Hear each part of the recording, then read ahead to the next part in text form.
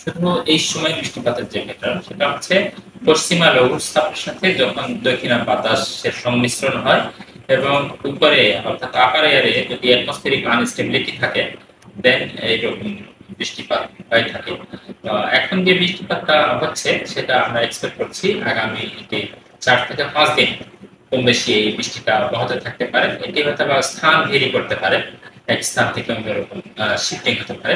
তবে আমরা আপাতত আশা করছি যে আজকে এবং কালকে দেশের বিশেষ করে আপনার ময়মনসিংহ, সিলেট, ঢাকা এবং চট্টগ্রাম এইসব অঞ্চলে কিছুটা বেশি বৃষ্টিপাত হতে পারে।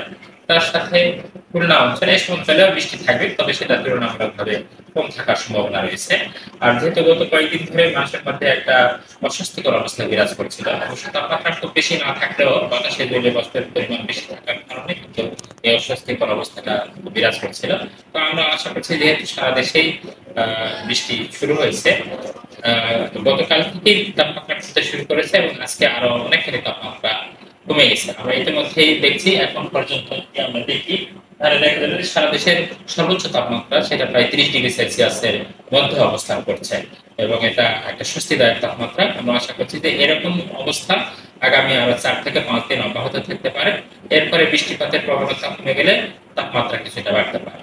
বাংলাদেশে কিন্তু কয়েকটা স্পট আছে, যে স্পট গুলো হটস্পট এরিয়া বলে থাকি আমরা। এর মধ্যে হচ্ছে একটা হচ্ছে ময়মনসিংহ, সুনামগঞ্জ এবং সিরাজগঞ্জ।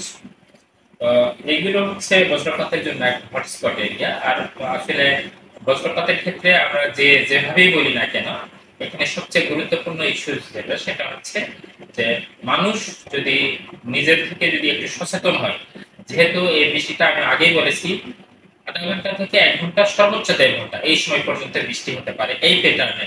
সুতরাং আকাশে যদি কালো মেঘ দেখা যায় তাহলে সে যদি নিরাপদ জায়গায় যদি অবস্থান নেয় তাহলে সেটাই হবে তার জন্য সবচেয়ে নিরাপদ।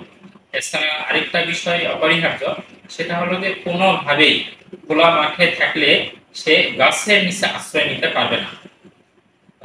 যদি এই বিষয়গুলো অনুসরণ করা হয় তাহলে বজ্রপাত থেকে নিজেদেরকে অনেকাংশেই সেভ করা সম্ভব হবে।